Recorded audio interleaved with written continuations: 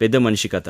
ఆ, ఒకసారి ఒక ఊరిలో అందరికీ భయంకరంగా అనిపించే పెద్ద మనిషి ఉండేవాడు. ఆయన పొడవు, 2 అంతస్తుల ఇంటి అంతా, చేతులు కర్రలంత పొడవు, నడక పిడుగుల మూతలాగా వినిపించేది. చిన్నపిల్లలు ఆయన దగ్గరికి వెళ్ళక దూరం నుండే చూస్తూ ఉండేవారు.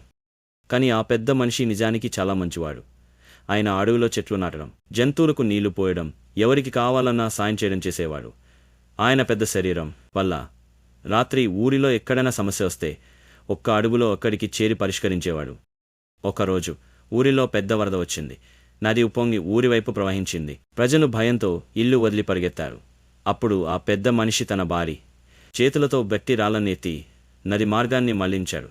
ఊరి ప్రజలు కాపాడబడ్డారు.